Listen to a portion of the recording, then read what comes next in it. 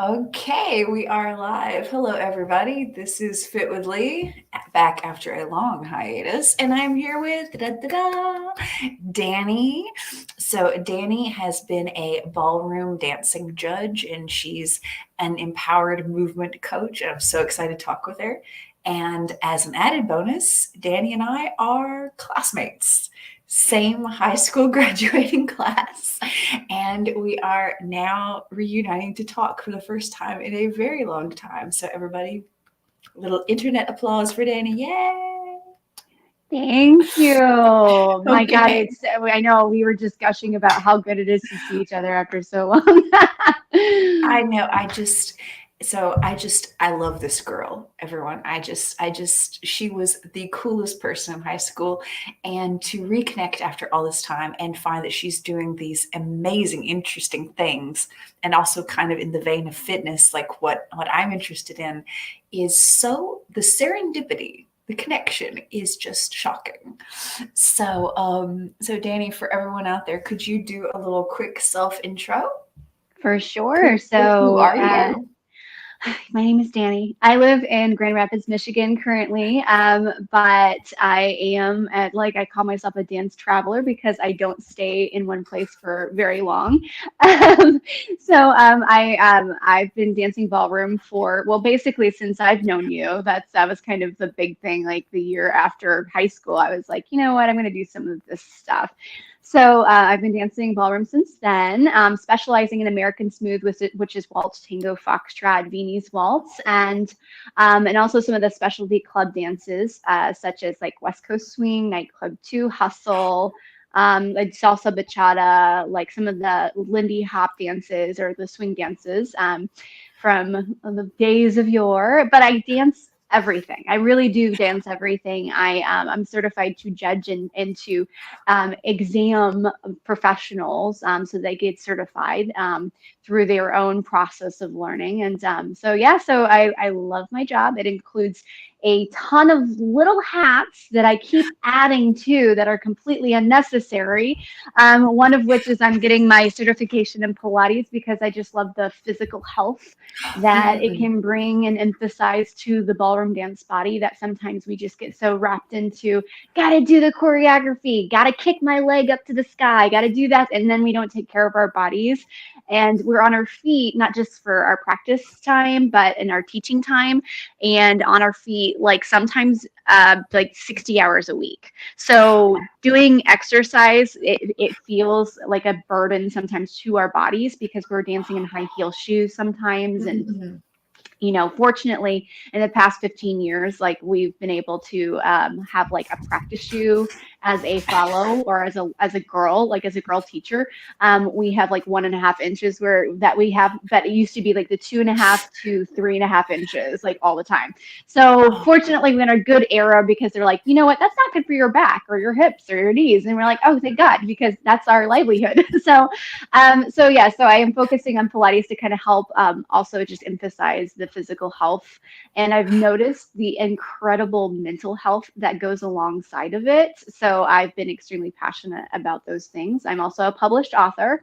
So I published my first book in 2021.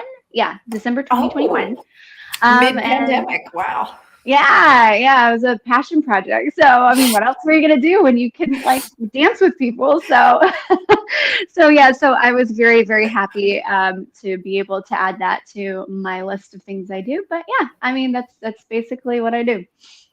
Oh, that is marvelous.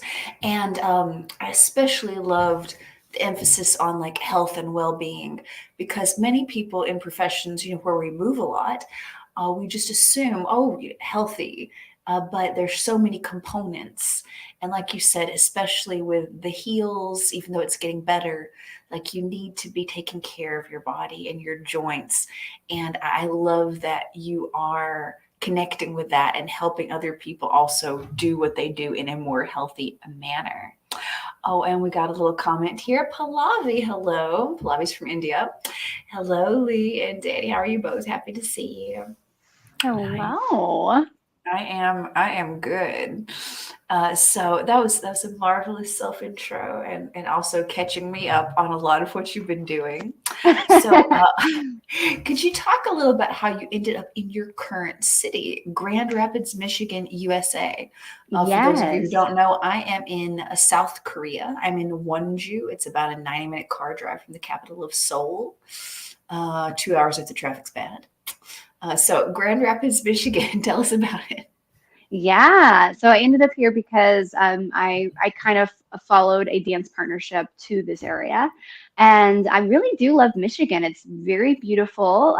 There's a lot of outdoorsy things. So I mean, us being from originally from Alabama, it kind of has that like really nice access to nature, and Mhm. also we have the Great Lake Michigan, not so far away. So we have our lake beaches, which are beautiful.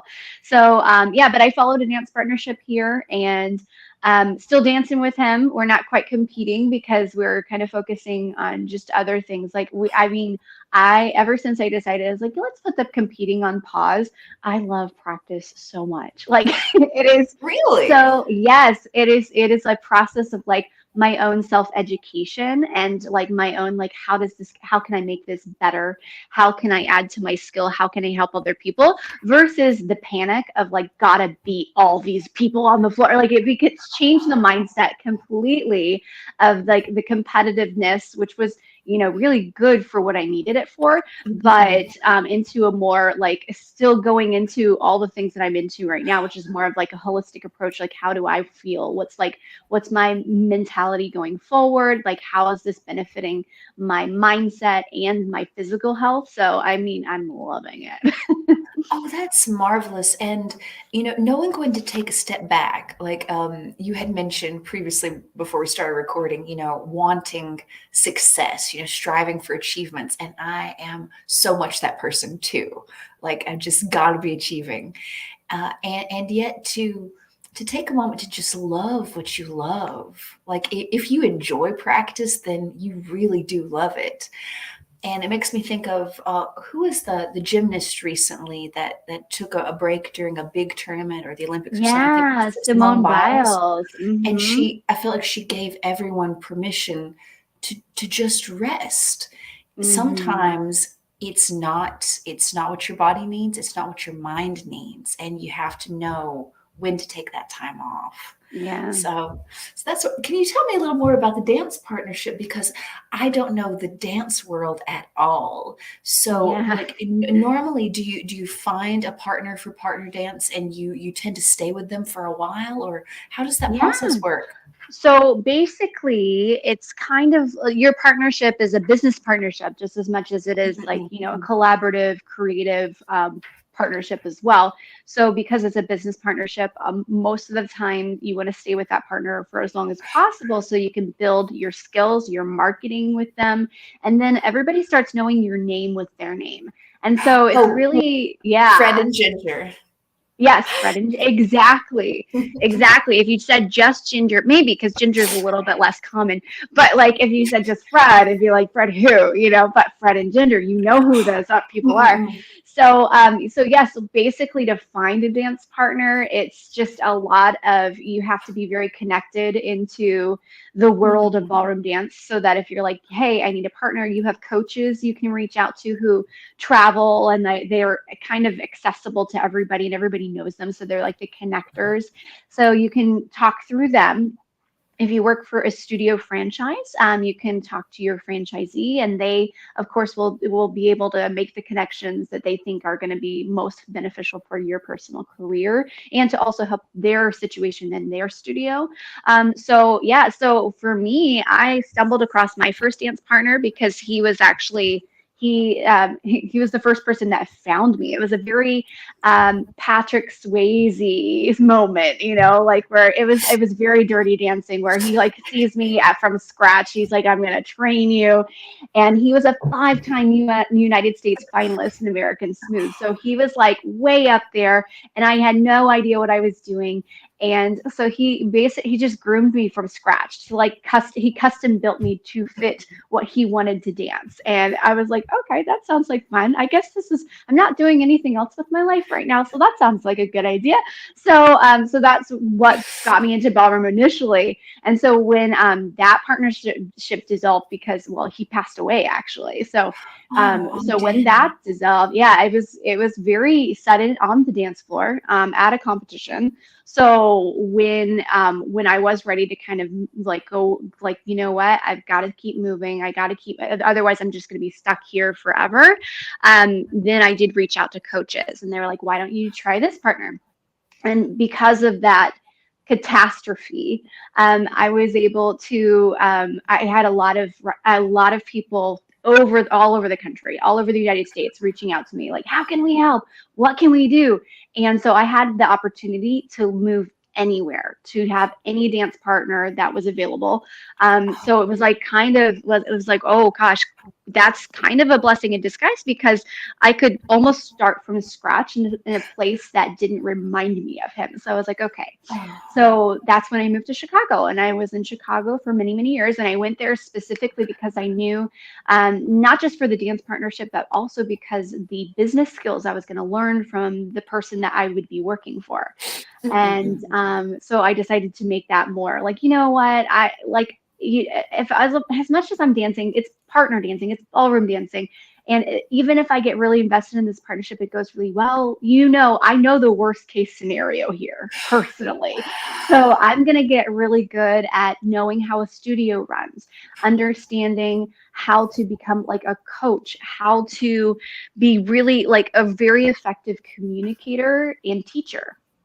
So I went to Chicago and learned those things, and I'm very glad I did, because it just afforded a lot of extra opportunities, like getting able to perform in London and perform in places in Canada, and like, be able to work with people not just nationally, internationally, and just be able to like just recognize that like dancing just is the universal language to everybody. If you're moving with them, oh my gosh, it is just like you don't need words. I mean, that's what appeals to it for a lot of people anyways at the very beginning, because they're like, you know what, I'm really bad at talking to people, but I still want to connect, so I'm going to learn how to dance.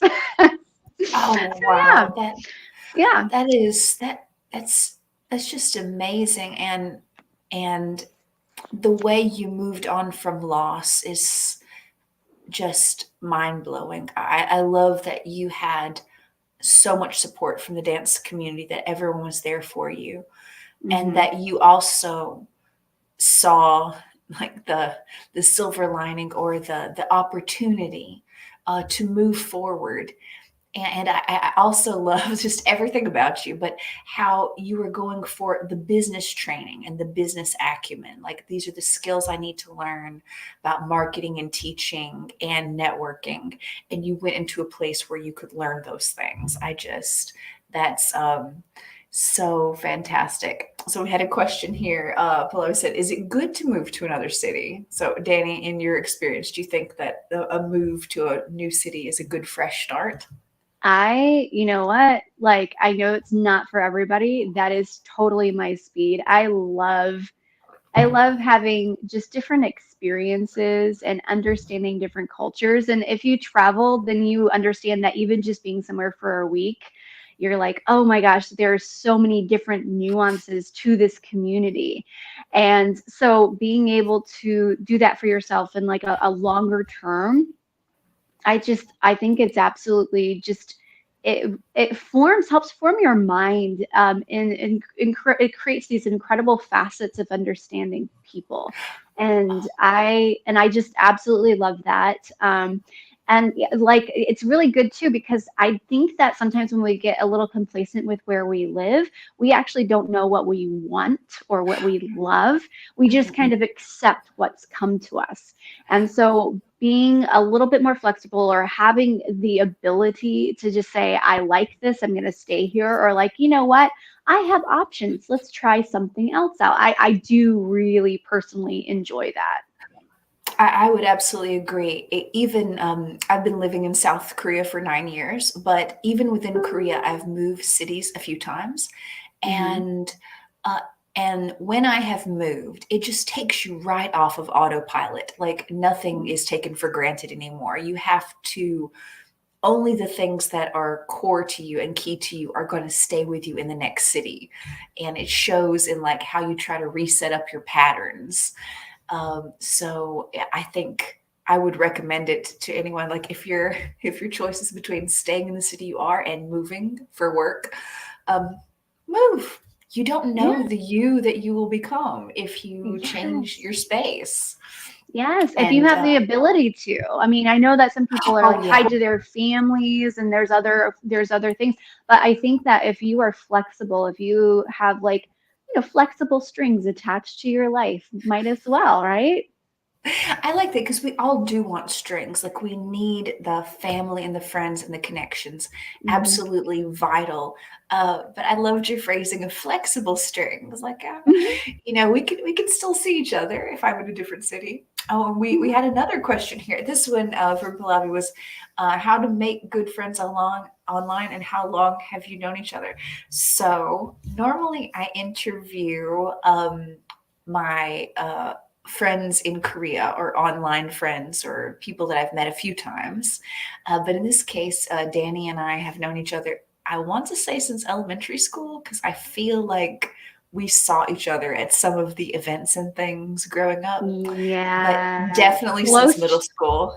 maybe close to 30 years, like going on 30 years.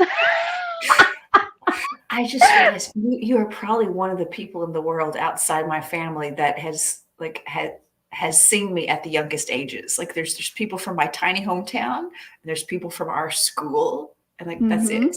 So Yep. this is a Yep. very precious relationship. It is. Oh my gosh. Okay, so I wanted to show a little bit of some of Dani's slides. Like she's done so many cool things. So I've got a few little things to show here.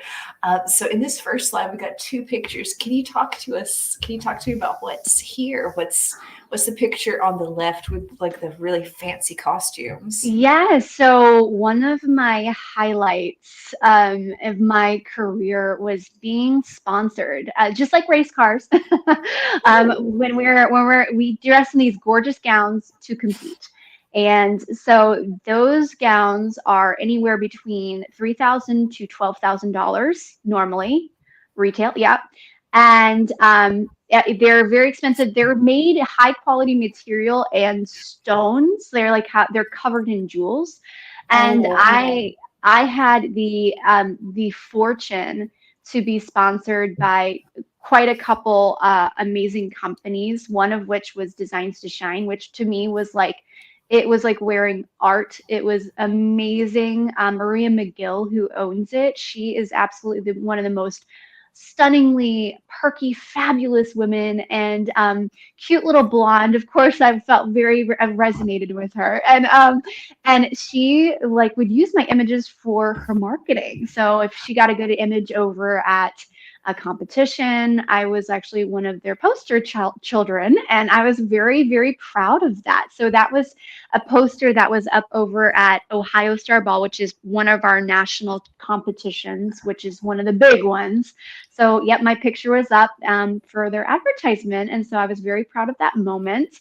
The picture on the right is actually me and my partner at the time. That was his last competition dancing with me. So that was like our final little thing.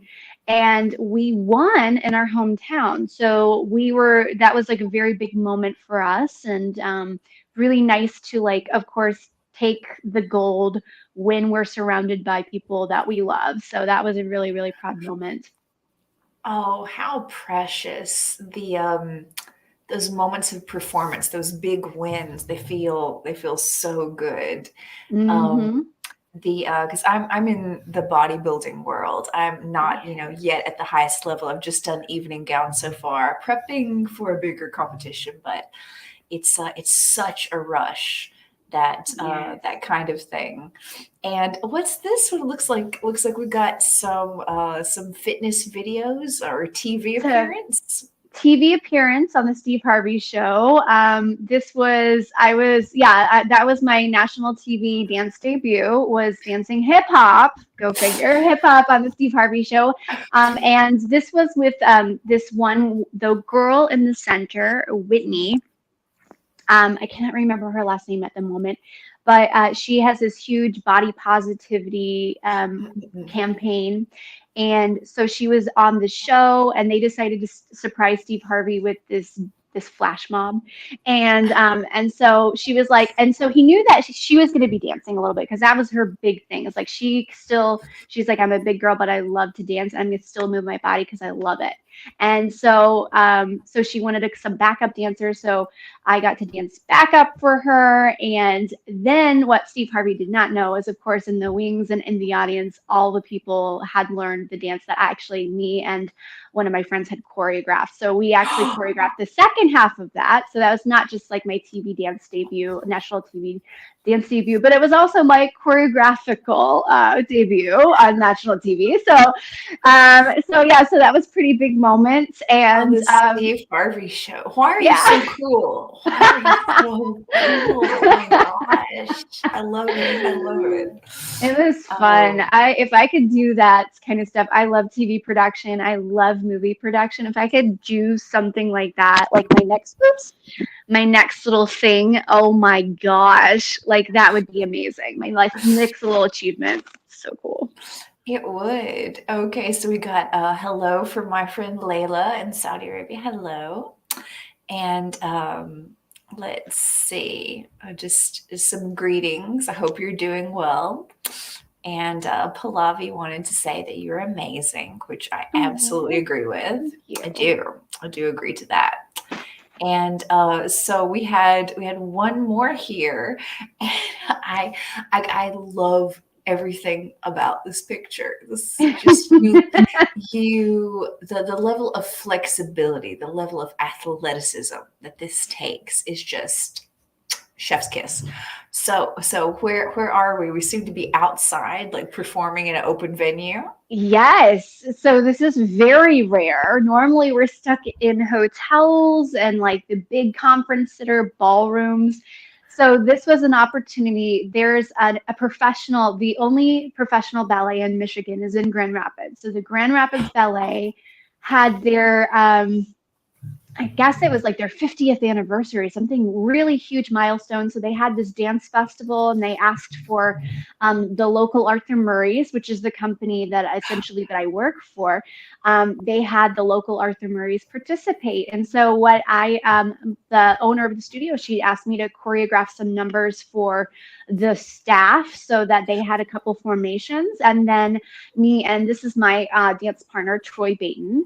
And this is the one that we're just doing like shows and studying, and it's just a lot of fun. But we had the opportunity to go dance, and he's been the most incredible partner. And so to me, like, this is such a good moment of like us just being really strong together. And since we didn't really compete so much together because most of our partnership was during COVID, I was very happy when this picture came out, because I'm like, yay, there's documentation that we danced. This is great. So yeah. Yeah. Oh, wow. Okay. I love that. That just seeing you in your element makes me so happy. Like, this is just fantastic. So I wanted to ask a little more on your fitness background. Yeah. So like when you were a kid, were you active? Like, did you do like other sports or fitness things in college? I did ballet. I did ballet upstairs above the school. I know. Okay. So everybody, we went to this, we were homeschooled. And for those of you in other countries, homeschooled is when your usually mom, but one of your parents does all your schoolwork at home. But often you can take other classes at a local, school that's connected. So we went to a school called CCA, and we took some of the same classes together. And it was this nice little building. And I never took dance there, but all the cool little dance girls would go upstairs and do ballet. So that was Dani. Yeah, I went up there and I did a lot of theater, which was different dance styles. That's actually one of the reasons why I got into partner dancing initially at all, was because West Side Story was getting cast like Oh, one summer. And so the summer before, I had the opportunity to start taking swing dance lessons, and I was like, yes, I'm gonna do it. So yeah, so I started doing a little bit of that. So I'd go out dancing, even though I was like tiny. I was like 15. I'd be like, can I go out dancing?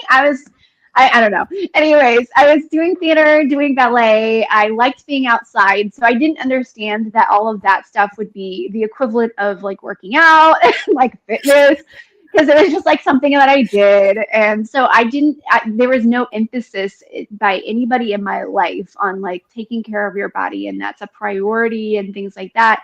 It was just like, oh yeah, kids are supposed to do activities. So I was doing a lot of activities. there you go. So you got it all in there, just as part of what you were interested in, because Hmm. that was one of the big things I remembered about you was you being in theater. Like I was a theater kid. I actually ended up getting a theater scholarship for university. So Yeah. I did theater for our local school, and Dani was like in community theater, like in bigger things. So I always thought that was ridiculously cool. It And was fun. we have a question here. I love dancing. How can I become a perfect dancer? Dani, what would you say to that question? I would say that perfect is subjective. You really, Mm, yes, mm. exactly. So it really depends on what that means to you. But really, in order to be like a really, really good dancer, there's of course a lot of different components. There's the discipline and the focus that gets put into the technical aspect. But one of the parts that gets missed, of course, is just the feeling the enjoyment and letting yourself enjoy the process, because if you're not enjoying the process, if you're torturing yourself to be a perfect dancer, you're not really going to be expressive as a dancer, and the expression is what people really adore to see. And so Mm. to me it's like, how can you move in ways that make your body feel loved and that you feel like you love your body back? Like, how can we make this marriage of beautiful feelings and love to you like yourself as like a creative human, that whatever the soul or whatever you want to call it, and the physical form, like how do we put these things together in a beautiful way and move to music in order? So to be a perfect dancer, like I said, it's like very subject, because like those things can be different for different people. But yeah, I think that, and what actually, maybe I'll ask a follow-up question. What kind of dancing are you talking about? Hmm? Oh, okay. So Hmm. Pallavi, hit us back up with that answer if you can. So Hmm. I had another question to go off of. Something it might take a little while to reply. Some of these questions are puzzlers. But I was wondering, what is something you've changed your mind about in the past year? Could be something simple like, oh, there's a food I used to hate and now I love it. Could be something kind of big. I'm trying to think of something for myself. Um, what one small thing for me is I never used to get murder mysteries, why anyone was interested in them at all. And now I kind of like I saw Knives Out and I'm like, okay, I get it. I get it now. So So good. Oh my gosh, yeah. such a Chris good Evans in movie. that cable knit sweater. Am I right? Am I right? Oh man. Mm. Yes, I have many feelings about that. So many. Mhm. Okay. So So is there yeah, anything that comes to mind? yeah, like I feel like, okay, so about last year, about this time, I found myself listening to the audio book The Joy of Movement.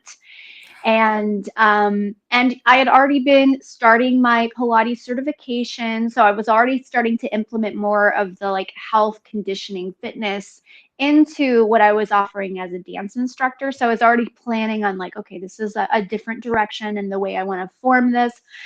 But I guess when I was reading that book, it really changed my mind about how I viewed it, because it just, even in general, because I knew I loved Pilates and I felt guilty for not liking to run because it hurt my knees and all, all these different things. Like, it really, really, like, my body doesn't like to run, and I always felt really guilty. I still had to do the cardio, still got, I mean, I like felt like in order to work out, I had to punish myself because so I could eat the things I wanted to, because I am not giving up pastries. I love pastries. But I felt like I punished myself because I was like, okay, well, if I do that, I have to basically spank myself and like, get on a treadmill, sweat off these pounds or whatever. And to me, like there was still a part of like my mentality that was connected to, I have to hurt myself in order to have an effective workout.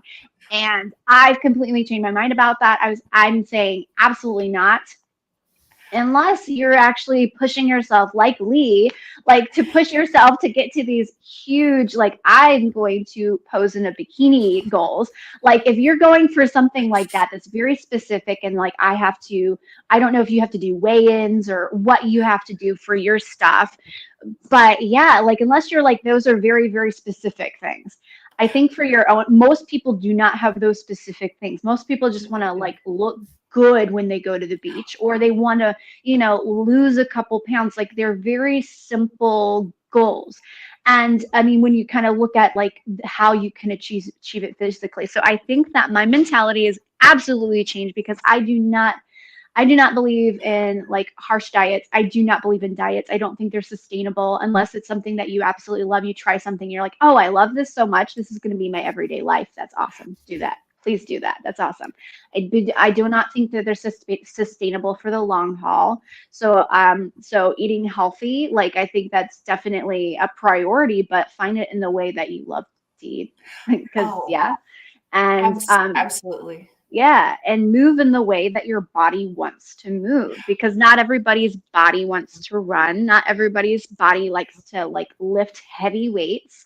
And I like it's an exploration. And so I don't think shaming yourself to find those things is the right path. I think it's more like the curiosity. Find it through curiosity and through like understanding, reading what your body absolutely resonates with, at what it absolutely loves. Because if you're doing something out of love, you're going to get 10 times the results that you even think that you can get, versus fear and shame. You cannot get those results out of fear and shame, because even if you get those results, you're not going to recognize them. Exactly. I've heard it said again and again that you cannot shame yourself into positive results. It doesn't work that way. Mm-hmm. And I love what you said about kind of following your curiosity in terms of movement, because it's just absolutely true. Like even today, in the middle of a workout, because I'm on a prep now, for competition, and I caught myself just being very negative and very down. And I thought, okay, I should be enjoying this. So I changed my music, I changed my mood. It should be lovely. Even when it's hard, whatever you're doing, you should be loving it.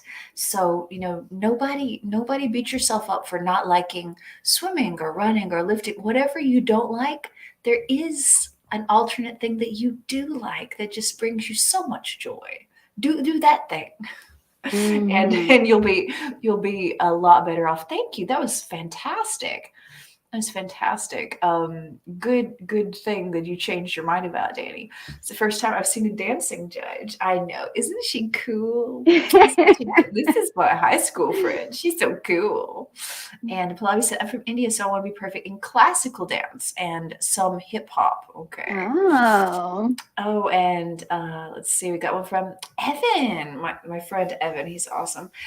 What is a good mentality to have when participating in competitions?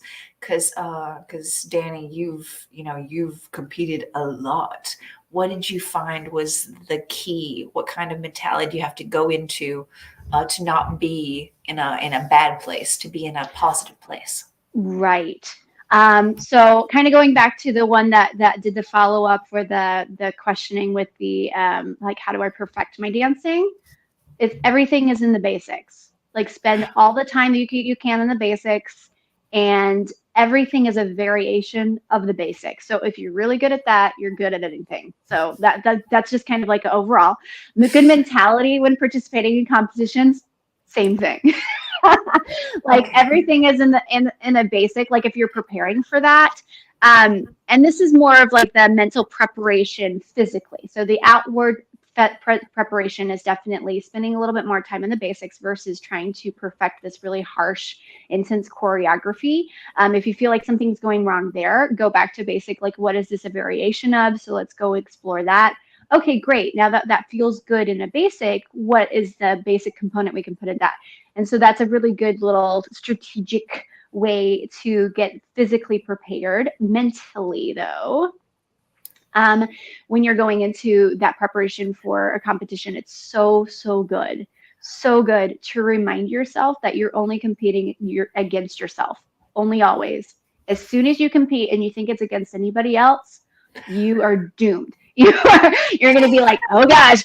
I mean, I remember, and it's really funny how like the way that I do that sometimes is that I almost have to have people back away from me. If I feel myself in an intense zone, I have to like get people to back away from me. And I'll give you an example in a second, like so that I don't have to go into comparison mode. So like, for instance, one time I was at a competition. And I know this thing, I know like it's best to focus on only yourself, what you can do. You cannot control any other thing except what's going on with you. And you can't even control your partner. So it's like, enjoy, breathe, and just try to do a little better every time, right? That's it.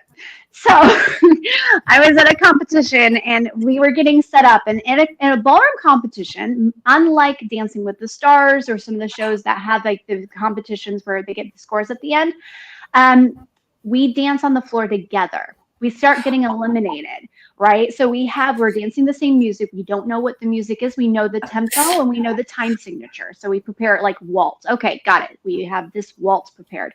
And so you're on the floor with a lot of people. So at the beginning, that means that when you're setting up and you're trying to find your space, like where you want to start your routine, somebody else might want to start there too. And some people might strategically try to put themselves in places that will interrupt your movement because they start knowing your choreography. Oh yeah. So your fellow competitors can start getting a little sneaky with you. Oh so my gosh. There was one I did not know. There was one such competitor who were actually friends of ours, but so I think that they were just, and it was definitely driven by the guy because, in these dance partnerships right now, they're doing same sex. Right now, you can actually compete as a same-sex partnership in some places, but this time it's definitely like very like 10 years ago. It was like boy, girl, like all the partnership. The guy pretty much like, ego, all these things. He sets them this partnership like right in our space. He knows where we're supposed to go. I'm supposed to roll out forward. And I'm like, how dare they? Like, I'm angry. And I was like, nope. Channel that into your character, if anything. So I'm like, I'm a snake and it's tango. I'm a snake. I'm like thinking I like have to like do it in some playful way in my own head so that I don't get wrapped up in like, why are they trying to mess us up? Like I was like, no. So tango time. I get rolled out, and the first thing I do is I get in the girl's face and I hiss at her. So I could just like be in my own space. I was like, and she was like, I was like, it was not her fault for being there. It was her partner for bringing them right there. But I like literally hissed in her face and they backed off. I was like, whew, yes. So then I could focus on me. You're so awesome. Just high-fiving the camera right now. Yeah. And then afterwards, of course, you check in. You're like, you're okay. You know what? That was just like, that was like my character. Yeah, I get it. Okay, cool. Oh no, that is I want some more dance-based TV shows now because I need that drama. So, we had a question come up. Do you feel like it's difficult to choose a winner as a judge? So what do you think, Dani, when you are in the judge's seat, when you're picking people, how difficult is that? What are you looking for? It depends on the competition. If it's a professional competition, it gets a little more challenging because everybody, of course, has a little higher skill set. In a student competition, a lot of times, these people have been dancing for maybe a couple years, maybe a little bit longer, but they're definitely, they have a lot of different factors that are still from their former non-dancing life coming into play. So some of those things kind of they add to their dancing, like they have good alignment because they worked a lot on alignment, and because they're a runner, and so they have to work on like tracking their joints, and so they're really aware of their body. And then some people come in with like different backgrounds where they're in a desk situation where they might be a little bit more stooped, so you can see right away like, okay, well, I would score this person higher because they have more of the look, they can keep upright, they are using proper footwork, they can move to the time. It's when it gets more advanced that it becomes more difficult, because then everybody has like, okay, they're all up front, right? They're walking or they're dancing to music and to time, and then they're using proper footwork. So then it becomes more about like, okay, all these nuanced techniques. Like, are they dancing with the character of this specific dance? Are they dancing with the expression that speaks to me? So as a judge, this is why ballroom dancing would not be a good Olympic sport, because there's so much expression. How can you put points to expression? Like, how does that equate? And because expression speaks to different people and different judges, it just wouldn't really work, Mm-mm. Yeah. So yeah. It's a little bit like bodybuilding. Of course, one of the biggest problems with our sport is the drugs. That's why Yeah. I only participate in federations that do drug testing, because I don't believe in using anything, any drugs to change your body. Yeah. But it really can be very subjective, like the Hmm. precise lines of muscle and the precise thing. So that's interesting to know. There's so many different variations, and it must be such a rush though to judge that kind of thing. See people at the top of their game Hmm. performing, and Hmm. high pressure definitely, but fantastic. So Layla's Hmm. question was, are you a ballroom dancing judge in the USA right now? So are you currently doing some of this? Yeah, normally what I'm doing right now, because I was such a recent competitor, I'm not quite doing it in like these grand competition scales yet. I got called one time, but they're like, "Are you still competing?" And at the time, I was like, I'm considering it, so I don't know." And they're like, "Yeah, no, no." So you basically have to be out of the game officially for over a year, and then you're allowed to judge like some of the bigger competitions. For me, what I do is I do a lot of these mini competitions called showcases, and those are a little bit.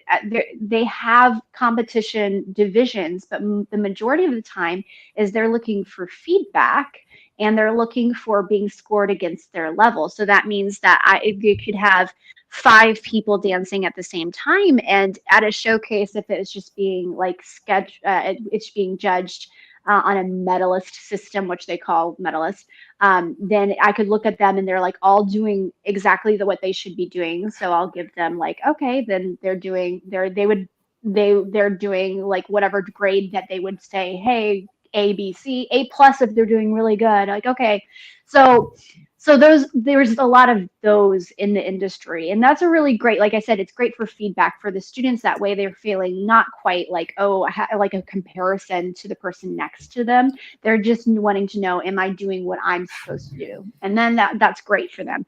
The competition stuff, I like professional competitions. I've judged them at different events that are more like a social dance and Jack and Jill, what they call Jack and Jill scenario, where they randomly pick a partner, like a girl and a boy from a hat, and they have to match them up. And no matter who they are, they got to dance together. They maybe never have spoken before. They got to dance together at a high professional advanced level. And I love that because it shows it just like a lot of creativity just like brews out of that scenario. But yeah, And yeah. and in South Korea, you'd be shocked, but swing dance is so popular. It's absolutely huge. Come visit sometime. Um, Yeah, and absolutely. so I did swing dance for a little while, Oh, good. and it was so amazing. And I love that because there's so much energy in a lead and a follow, and there's so much Mm-hmm. art in both, in how to lead and Yeah. how to follow. And Yeah. so those random combinations of partners, you really get to see, what people can create when you come down to it. So I had another good question for you here. I really wanted to ask, what's the best advice you've ever gotten? Can go any direction with this one. It could be, you know, um, never mix polka dots with plaid. Or it could be like serious life advice too. Yeah. As far as my career is concerned, there's one thing that was branded in my head, and it had nothing to do with like ballroom. It was actually it was at CCA, and yeah, and it was Our high after school. I know, and then like up in the ballet class that I was in that really awkward phase of like starting to like develop a body and feeling really awkward about that in a leotard, and like I just didn't know how to handle all of the hormones and all the things. And so I remember coming out of a class and feeling so off balance and like kind of chunky, and it was like like did not feel good.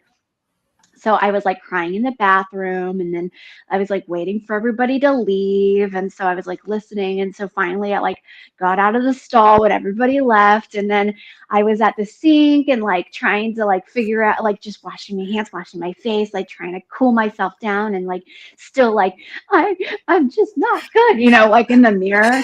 And then I hear from behind me, Danielle, and I turn around, and there's like Miss Tracy Lawrence Green, or Green Lawrence. And I don't know if you remember her, but she was just absolutely the most stunning, sweet, precious human ever. And she looked at me, and she like came over and was like patting my arm, and she's like, what's wrong? So I told her all my woes. I'm like, oh, I'm just not really good. And then she looks at me just so sweetly. She's like, do you know why there's mirrors in the ballet studio? And I was like, no. She's like, it's because all you have to do is look at yourself. Just smile at yourself. Don't look at anybody else, because it's really about you. And if you're looking and you're comparing, then that doesn't serve the purpose of a mirror. And that's why we have that. And I was like, oh, that's why we have mirrors. And then all of a sudden, yeah. And I think that literally, like, even the mentality and the mindset going into competition, it probably was based off of what she said to me. Is like, just look at you, just think about you, just focus on you, and experience your own joy. Don't base it on if you're doing better than this person beside you. So yeah. And I love that. And that circles back around so much to the don't compare yourself. Compare yourself to who you were yesterday. And Mm-hmm. it's only you trying to be a better you. And Mm-hmm. also you trying to love you. I can't emphasize enough how important it is for you to think that you are excellent, to look in the mirror and say, "Oh, hey, pretty girl, I'm so glad you're here doing what you're doing. Keep it up." Like Yes. that's the goal, to love what you see, not because it is this shape or this kind of face, but just because you love you, and then Yeah. you can love others too. So, Yeah. all right, everyone. So we're going to be wrapping up in the next 3 minutes. Dani's been very generous with her time. So if anyone has any more questions or comments, let's see. So, this was an interesting one. We were just talking about body positivity a little. Mm-hmm. So, for ballet dancers, should a person be very slim? I know a lot of people are curious about, body types for certain things. People who want to pursue ballet. What do you think? Do you think that that's a necessary facet? Okay, so I think there's two different ways to go about this question, because I think that everybody should dance ballet. I think it's an Yes. amazing it's like Pilates is like working out to me. I'm like, if you want to learn how to dance, even if it's partner dancing, you should learn a little ballet, because it is just so great for body awareness, learning how to bend and flex and extend and know what looks beautiful. Like your foot could just look so beautiful, just going like just pushing out aside. I mean, it's amazing, like all the different little details. So to me, that's for every single person. And that means like it does not require a body type. If you're talking about performance, they're getting into that where it's more accepting if you're a little bit more round or curvy. There's companies, but like dance companies that are starting to embrace and hire people that are a little bit larger than the typical ballet dancer. There are still ballet dance art, the professional ballet dance theaters and companies that might prefer more of that slim look, but to be honest with you, if you're dancing at that high level, chances are you're not going to be like that big anyways, because you're dancing like 8 hours a day on point, very fast, very powerful movements. You're kind of like constantly working out in all the different ways. And so, yes, there has been like a little bit of a stigma where people have been overdone that. But I think that now their awareness of health and well-being is just it's permeating into that society. And so I think that ballet dancers, I went to a couple shows last year, and then yeah, actually a different like Portland Ballet and Grand Rapids Ballet. And I was very, very pleased to see that it looked like normal bodies that were just healthy, normal bodies, very strong, very powerful. But I was like so proud of that. I was like, look at that, because they're not toothpicks up there, and you're not worried about somebody breaking a bone because they look so frail. It looked beautiful because of that. So I think, like I said, for just everyday use, ballet like is so good for every single body. And then for professional use, they're starting to be more accepting of everybody too. So that's awesome. Oh, that is just beautiful, and I really love what you said. You know that ballet is for everybody. I think many of us have an idea that for certain things, you know, some people might want to swim, but they're concerned about how they look in a bathing suit, or they would love ballet, but they think they have to have the ballet body first. And so we end up denying ourselves these wonderful forms of art and these wonderful forms of movement because we don't think we're worthy of it. So I think that is such a beautiful thing you said about how ballet is for everybody and that we really should all be trying that. Okay, I had a one last question for you as we round it all out. Uh, can you tell me, for me, fitness means? So for me, fitness means life. I mean, it really, it's funny because it's like fitness might be misconstrued in a lot of different ways. And this is another thing I learned. It might be misconstrued like a really hard effort, Mm-mm. but I think that it really doesn't have to be. I think that fitness means you embracing and taking charge of making your life better, making it more rich, making you have more energy and more joy and happiness, because your body has hormones to reward yourself when you move, whatever that is for you. So your body wants you and celebrates you moving. And because of that, it develops automatically, develops automatically more confidence, more self-love. So more life to experience. So fitness means life. Exactly. The more you do it, the more you find that it's giving you energy and it's giving you life and it's giving you more possibilities. I couldn't have Mhm. said it better. All right, everyone. This has been the lovely Dani Atkins. It's a dancing judge and professional ballroom dancer and empowered movement coach, and my high school friend. I'm so proud to know her from back in the day. And everyone will say good night. And thank you, Dani, for being here with us today. Thank you. Thank you so much. You're welcome.